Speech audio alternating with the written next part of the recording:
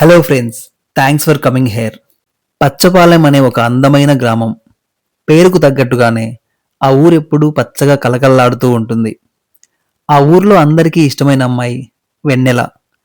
ఆమె కూడా తన పేరుకు తగ్గట్టే పౌర్ణమి నాటి వెన్నెలలా మెరిసిపోతూ ఉండేది. పాత సినిమా హీరోయిన్ల పొడవాటి జడ, నిండైన బట్టలు, ముత్యాలు, పగడాలు, మల్లెపూలతో అలంకరించుకొని చలాకీగా తిరుగుతూ ఉండేది. వెన్నెల కేవలం అందగత్తె మాత్రమే కాదు, మంచి మనసున్న మనిషి కూడా. వెన్నెలకు చిన్నప్పటి నుండి ఒక కోరిక ఉండేది, తన మేనబావైన సూర్యని పెళ్లి చేసుకోవాలి అని. సూర్య కూడా వెన్నెలను ప్రాణంగా ప్రేమించేవాడు. ఒకరోజు పెద్దలంతా కూర్చుని వచ్చే శ్రావణ మాసంలో వెన్నెల సూర్య పెళ్లి చేద్దామని నిశ్చయించారు. వెన్నెల తన పెళ్లి కోసం ఎన్నో కలలు కనింది. పట్టు చీరలు, నగలు, మేకప్ వస్తువులు అన్నీ ఒక్కొక్కటి సిద్ధం చేసుకుంటూ ఉంది. కొత్త జీవితం తాలూకు ఆశలు ఆమె కళ్ళలో దీపాల్లా వెలుగుతూ ఉండేవి. పచ్చపాలెం సర్పంచ్ కొడుకు రాఘవ. వాడు పరమ దుర్మార్గుడు. స్త్రీలను ఆట వస్తువులుగా చూసే నీచుడు. వెన్నెల మీద రాఘవకు ఎప్పటినుండో కన్నుంది. 1-2 సార్లు ప్రేమతో వెన్నెల వెంట పడ్డాడు. కానీ వెన్నెల తిరస్కరించడంతో అవకాశం కోసం ఎదురుచూస్తూ ఉన్నాడు. ఒకరోజు వెన్నెల కాలేజీ నుంచి ఇంటికి వస్తుంటే దారిలో అడ్డగించాడు. వెన్నెలను లొంగదీసుకోవడానికి ప్రయత్నించాడు. నాకు పెళ్లి నిశ్చయమైంది. దయచేసి దారి వదలండి. అని వెన్నెల బ్రతిమలాడింది. కానీ కామంతో కళ్ళు మూసుకుపోయిన రాఘవ ఆమె మాట వినలేదు. ఆమెను బలవంతం చేయబోయాడు. వెన్నెల ప్రతిఘటించింది. నా ప్రాణం పోయినా నిన్ను తాకనివ్వను.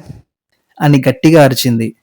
ఆ తిరస్కారాన్ని తట్టుకోలేకపోయిన రాఘవ ఆవేశంతో పక్కనే ఉన్న బండరాయితో వెన్నెల తల మీద బలంగా మోదాడు. పెళ్లిపీటలెక్కాల్సిన వెన్నెల నెత్తుటి మడుగులో కుప్పకూలింది. ఆమె కళ్ళలో సూర్యను చేసుకోవాలన్న కోరిక అలాగే మిగిలిపోయింది. తన నేరం బయటపడుతుందేమో అనే భయంతో రాఘవ ఆమె శవాన్ని తీసుకెళ్లి ఊరి చివర ఉన్న పాడుబడిన బావిలో పాతిపెట్టాడు. ఎవ్వరికీ అనుమానం రాకుండా వెన్నెల ఎవరితోనో పారిపోయింది అనే పుకారు తానే పుట్టించాడు. సూర్య మీద వెన్నెలకున్న ప్రేమ గురించి తెలిసిన వాళ్ళెవ్వరూ వెన్నెల పారిపోయిందంటే నమ్మలేదు. ఊరంతా గాలించారు. సూర్య అయితే పిచ్చివాడిలా వెన్నెల జాడ కోసం తిరిగాడు. కానీ దొరకలేదు. వెన్నెల చనిపోయిందనే విషయం రాఘవకు మాత్రమే తెలుసు. ఇంక తనకేమీ ఇబ్బంది లేదు అనుకొని రాఘవ దర్జాగా తిరగసాగాడు. కానీ వెన్నెల శరీరం మాత్రమే చనిపోయింది, తన ఆత్మ కాదు. పెళ్లి చేసుకోవాలన్న బలమైన కోరిక, అన్యాయంగా చంపబడ్డానన్న ఆక్రోశం ఆమెను పైకి వెళ్ళనివ్వలేదు. ఆమె ఒక ప్రతీకార జ్వాలల దయ్యమై ఆ బావి దగ్గరే ఉండిపోయింది. అప్పటి నుండి ఆ ఊరి జనాలకు వింత అనుభవాలు మొదలయ్యాయి. ఊరి చివర బావి వైపు ఎవరైనా వెళ్తుంటే గల్లు గల్లుమని గద్దెల శబ్దం వినిపించేది. గాలిలో అకస్మాత్తుగా గాఢమైన మల్లెపూల వాసన వచ్చేది. ఆ వాసన వస్తే చాలు ఏదో జరగబోతుందని అనుకునేవాళ్ళు. కాపాడండి, నన్ను ఇంటికి తీసుకెళ్ళండి అనే ఆర్తనాదం గాల్లో మారుమోగేది. అది విని జనం భయంతో వణికిపోయేవాళ్ళు. అందరికంటే ఎక్కువ రాఘవకు వింత అనుభవాలు ఎక్కువయ్యాయి. రాత్రి పడుకుంటే కళ్ళలో నెత్తుడి గాయాలతో వెన్నెల కనిపించేది. నా పెళ్లి జరగలేదు, నా కోరిక తీరలేదు అని ఏడుస్తూ కనిపించేది.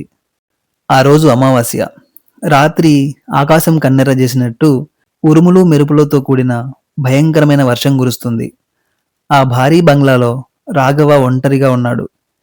ఎందుకో తెలియని గుబులు రాఘవను ఆవహించింది. ధైర్యం కోసం విపరీతంగా మందు తాగుతున్నాడు. అకస్మాత్తుగా కరెంటు పోయింది. ఇల్లంతా చిమ్మ చీకటి.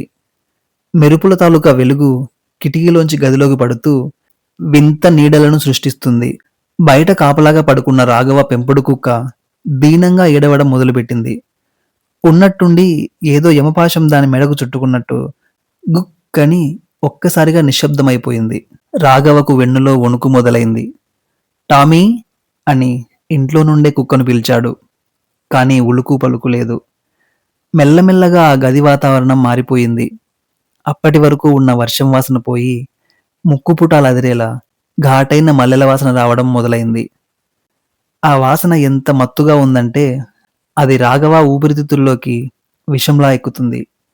కొద్దిసేపటికి ఆ వాసనతో పాటు కుళ్ళిపోయిన రక్తం వాసన కూడా వస్తుంది. మెట్ల మీద నుండి ఎవరో నడుస్తూ వస్తున్న శబ్దం రాఘవకు వినపడింది. అది మామూలు నడక కాదు, బరువైన పట్టుచీర నేలకేసి లాగుతున్నట్లు సర్ర్ సర్ర్ అనే శబ్దం వస్తుంది. దానికి తోడు ఘల్ ఘల్ అనే పట్టీల శబ్దం కూడా. రాఘవ గుండె వేగం పెరిగింది. అతనున్న గది తలుపు గడియ పెట్టడానికి పరిగెత్తాడు. తలుపు గడేసి వెనక్కి తిరిగాడు. రాఘవా అని ఒక స్వరం వినపడింది. ఆ పిలుపు అతనున్న గదిలో నుండే వినపడింది. ఆ పిలుపులో పాతాళమంత లోతుల్లో నుండి ఎగిసిపడే ద్వేషం ప్రతిధ్వనిస్తుంది. అది వెన్నెల గొంతు. ఎవరు నువ్వు? ఏం కావాలి? అని అరుస్తూ రాఘవ టార్చ్ లైట్ వేశాడు. ఏమీ కనపడలేదు. గది మొత్తం మూలమూలలా టార్చ్ వేసి చూశాడు. ఏమీ లేదు. అంతలోనే అతడి తెల్లటి పరుపు మీద ఎర్రటి పట్టుచీర కట్టుకొని, తలనిండా వాడిపోయిన మల్లెలు పెట్టుకొని, పెళ్లి కూతురులా ముస్తాబయ్యి, తల నుండి చిక్కటి రక్తం కారుతూ, వికారంగా, భయంకరంగా ఒక అమ్మాయి కూర్చుని కనపడింది. కనపడగానే మళ్ళీ మాయమైంది. మల్లెల ఘాటు సువాసన, రక్తపు దుర్గంధం కలిసి రాఘవను ఉక్కిరి బిక్కిరి చేస్తున్నాయి. కొద్దిసేపటికి కరెంట్ వచ్చింది. రాఘవ గదిలో లైట్ మినక్ మినక్ మని వెలుగుతూ ఆరిపోతూ ఉంది. చెమటలతో రాఘవ చొక్కా మొత్తం నానిపోయింది. అప్పుడు గదిలో ఉన్న అద్దం వైపు అతడి చూపు మళ్ళింది. అద్దంలో ఎవరో నిలబడి ఉన్నట్టు అనిపించింది. ధైర్యం చేసి చూశాడు. అక్కడున్నది వెన్నెల.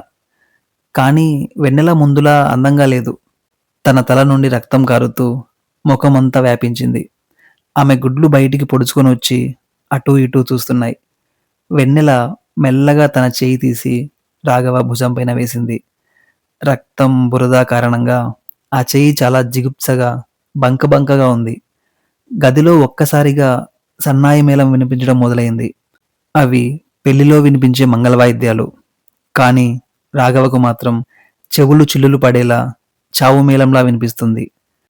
రాఘవ కళ్ళల్లో ప్రాణభయం స్పష్టంగా కనిపిస్తుంది. నన్నేం చేయొద్దు, వదిలేయ్, నన్నేం చేయొద్దు అని ప్రాధేయపడుతున్నాడు. వెన్నెల భయంకరంగా నవ్వి, ఆ రోజు నేను కూడా ఇలాగే ప్రాధేయపడ్డాను కదరా, విన్నావా? అని అమాంతం రాఘవ గొంతు గట్టిగా పట్టుకొని విసిరేసింది. ఒక్కటే విసురు. రాఘవ శరీరం గది అద్దాలను బద్దలు కొట్టుకొని చీకట్లో ఎక్కడో వెళ్ళి పడింది. మరుసటి రోజు ఉదయం రాఘవ శవం అదే బావి దగ్గర దొరికింది. ఊరి జనాలకు, వెన్నెల కుటుంబానికి బావిలో ఈ మధ్యన తవ్విన ఆనవాలు కనపడి వెన్నెలను పాతిపెట్టిన చోటును తవ్వారు. కుళ్ళిపోయిన వెన్నెల శవం అక్కడ దొరికింది. ఊరందరికీ విషయమంతా అర్థమైంది. రాఘవను చంపింది వెన్నెల ఆత్మనే అని అందరూ నిర్ధారించుకున్నారు. సూర్య ఆ బావి దగ్గరకొచ్చి కుమిలి కుమిలి ఏడ్చాడు. గాలంతా మల్లెపూల వాసన అలుముకుంది. కానీ ఈ వాసన ముందులా కఠోరంగా కాకుండా శాంతంగా, ఆహ్లాదంగా అనిపించింది. వెన్నెల ఆత్మ శాంతించింది అని అందరూ అనుకున్నారు.